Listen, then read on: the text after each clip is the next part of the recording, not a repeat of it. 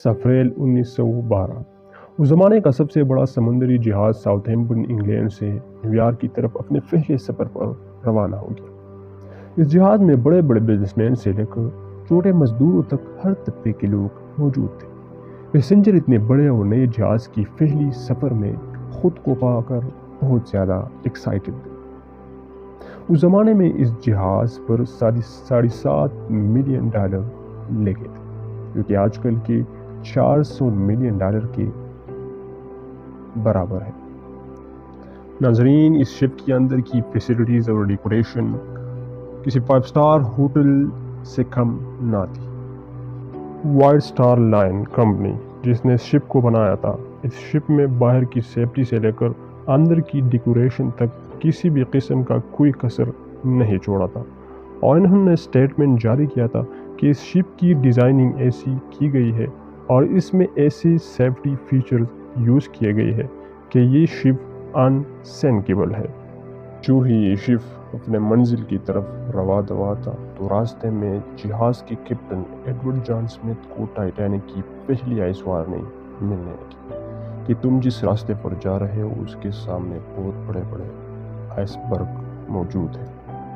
Titanic इस danger से बचने के लिए अपने कोर्स को 2 बार बदलती, मगर टाइटैनिक के कैप्टन एडविन जॉन स्मिथ इस डेंजर को बार बार अवॉइड कर रहे थे और टाइटैनिक की स्पीड को और बढ़ा रहे थे, क्योंकि उसको 6 दिन के अंदर अंदर अमेरिका पहुंचना था और एक नया रिकॉर्ड कायम करना था। और इसी तरह टाइटैनिक की स्पीड 40 किलोमीटर पर हावर थी। 2 दिन बाद यानी 14 अप्रैल 1912 को टाइटैनिक को 7 और आइस वार्निंग दी जाती है, मगर कैप्टन स्मिथ और उसका अमला इस वार्निंग को इग्नोर करते रहे और इस तरह टाइटैनिक की स्पीड को वैसे ही बरकरार रखते रहे। नाज़रीन, 14 अप्रैल की अंधेरी रात जिसमें चांद भी कहीं नज़र नहीं आ रहा था और ठंड वो भी अटलांटिक ओशन का। रात के 11:39 पर फ्रेडरिक फ्लीट नामी शख्स जो कि टाइटैनिक के लुकआउट पॉइंट पर बैठा था, वो सामने एक बहुत बड़ा आइसबर्ग नज़र आ जाता है जो कि टाइटैनिक के बिल्कुल सामने आ रही थी। वो 3 बार घंटी बजाता है, फिर नीचे ऑफिसर्स को फ़ोन लगाकर चिल्लाता है कि हमारा सामना एक बहुत बड़े आइसबर्ग के साथ होने वाला है, जहाज़ को मोड़ो। इस इंस्ट्रक्शन को विलियम नामी शख्स सुनता है और वो बहुत तेज़ी के साथ इंजन रूम को खबर दे देता है कि जहाज़ को लिफ्ट की तरफ मोड़ो। मगर नाजरीन, इस वक्त बहुत ज़्यादा लेट हो चुका था, क्योंकि इस दौरान जहाज़ और आइसबर्ग के दरमियान का फासला सिर्फ और सिर्फ 1 मिनट का था। नाजरीन, 11:40 पर जहाज़ जाकर उस आइसबर्ग के साथ टकराता है। नाजरीन, ये आइसबर्ग कोई छोटा मोटा आइसबर्ग नहीं था। इस आइसबर्ग की लंबाई एक बहुत बड़े फुटबॉल ग्राउंड जितनी थी। माहिरीन के मुताबिक इस आइसबर्ग की वज़न 1.5 मिलियन टन था। नाजरीन, इस आइसबर्ग के साथ टाइटैनिक का टकराव सामने बो के राइट साइड पर हुआ था। ये जहाज़ 10 सेकंड तक आइसबर्ग के साथ टकराता रहा, जिससे शिप की बॉडी में छोटे छोटे होल्स आ गए और जिससे शिप बुरी तरह डैमेज होगी। टकराव के बाद शिप के कैप्टन जॉन स्मिथ और उस शिप की आर्किटेक्ट जो कि शिप में मौजूद था, थॉमस एंड्रयू, ने अंदाज़ा लगाया तो वो कम्प्लीटली शॉक हो गए जब उनको मालूम हुआ कि ये शिप चंद घंटों के अंदर डूब जाएगा। 20 मिनट बाद रात के 12 बजे कैप्टन स्मिथ अपने क्रू मेंबर्स को बुलाता है और इनको इंस्ट्रक्शन दे देते हैं कि एक डिस्ट्रेस कॉल रेडियो पर भेजो ताकि आसपास की शिप हमारे सिग्नल को पकड़े और हमारी मदद के लिए आ जाए। नाजरीन, सीनियर रेडियो ऑफिसर एक के बाद एक डिस्ट्रेस कॉल भेजते रहते हैं, मगर कोई रिस्पांस नहीं आता। मगर जैक फिलिप हिम्मत नहीं हारता और अपनी कोशिश बरकरार रहता है और ठीक 20 मिनट बाद यानी 12:20 पर RMS कैम्पेथिया एक जहाज़ جو کہ ٹائٹینک کے پاس موجود تھا وہ اس سگنل کو پکڑ لیتا ہے اور وہ اپنی رخ ٹائٹینک کی طرف موڑ لیتا ہے۔ مگر ناظرین یہاں پر پرابلم یہ تھی کہ اس شپ کو بھی ٹائٹینک تک پہنچنے میں 3.5 گھنٹے لگنے تھے، کیونکہ یہ شپ ٹائٹینک سے 160 کلومیٹر دور تھا۔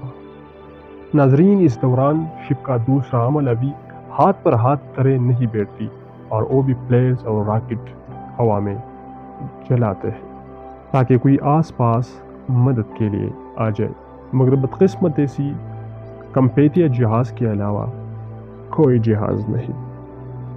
ناظرین اس دوران وقت کو ضائع کیے ہوئے بغیر کیپٹن جان سمتھ آرڈر دے دیتے ہیں کہ پیسنجر کو ایواکویٹ کیا جائے، شپ میں پڑے لائف بوٹس کا استعمال کرتے ہوئے۔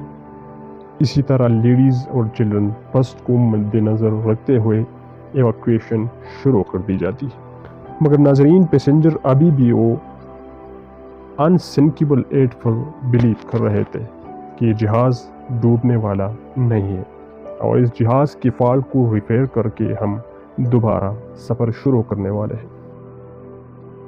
اسی وجہ سے جب پہلی لائف بوٹ نیچے اتاری گئی تو اس میں 65 لوگوں کی کیپیسٹی تھی اور اس میں صرف اور صرف 28 لوگ بیٹھ گئے، یعنی آدھی بوٹ نیچے خالی اتری۔ مگر ناظرین جب وقت گزرتا گیا اور ایک کے بعد ایک کمپارٹمنٹ پانی سے بھرتا گیا اور جہاز ٹلٹ ہونے لگا تو لوگوں کو احساس ہو گیا کہ جہاز تو واقعی میں ڈوبنے والا ہے، اور اسی طرح اس کے بعد جہاز کے پیسنجر پینک میں ادھر ادھر بھاگنے لگے۔ ناظرین اس دوران ٹائٹینک کے آگے والا حصہ جو آئس برگ کے ساتھ ٹکرایا گیا تھا، اس میں اتنا پانی جمع ہو گیا کہ وہ پانی کے اندر ڈوبنے لگا اور شپ کا پچھلے والا حصہ پانی کے باہر آ گیا۔ اس کو دیکھ کر پیسنجر میں کھلبلی مچ گئی اور وہ خود کو بچانے کے لیے اور لائف بوٹس میں بیٹھنے کے لیے ایک دوسرے کے ساتھ جھگڑنے لگے۔ ناظرین شپ کا ڈوبنا نزدیک آ گیا تھا اور شپ پر لائف بوٹس کی شدید قلت تھی، صرف 20 لائف بوٹس جس پر 1000 سے 1200 تک لوگ آ سکتے تھے، لیکن جہاز میں 2200 کے قریب لوگ موجود تھے۔ ناظرین رات کے 2:05 ہو گئے اور جہاز سے آخری لائف بوٹ پانی میں اتاری گئی، مگر پھر بھی جہاز میں 1500 لوگ موجود تھے۔ ناظرین اس سچویشن کو دیکھ کر کچھ لوگ اپنے خاتمے پر راضی ہو گئے تھے اور وہ شپ میں رکے رہے، مگر باقی خود کو بچانے کے چکر میں ادھر ادھر بھاگتے رہے۔ تقریباً 2:20 پر جہاز 2 ٹکڑوں میں ٹوٹ گیا اور پھر آہستہ آہستہ پانی کے اندر ڈوبتا رہا۔ اسی طرح یہ انسنکیبل جہاز 3 گھنٹوں کے اندر اندر پانی کے اندر ڈوب گیا۔ ناظرین جو 1500 لوگ شپ میں موجود تھے وہ یا تو شپ کے ساتھ ساتھ پانی میں ڈوب گئے یا پھر جن لوگوں کو تیرنا آتا تھا وہ ہائپوتھرمیا کی وجہ سے مارے گئے، کیونکہ اس وقت پانی کا ٹمپریچر -2 ڈگری سیلسیس تھا اور اس ٹمپریچر میں انسان کی کچھ ہی منٹوں کے اندر موت واقع ہو جاتی ہے۔ ناظرین اس جہاز کی کیپٹن ایڈورڈ جان سمتھ آخر تک اپنی ویل کو پکڑے رہے اور اس جہاز کے ساتھ ڈوب گئے۔ ناظرین RMS کارپیتیا جہاز جو ٹائٹینک کو بچانے نکلا تھا تقریباً 3:30 کے قریب اس لوکیشن پر پہنچتا ہے اور وہ صرف لائف بوٹ میں بچے پیسنجر کو ہی بچا پاتا ہے۔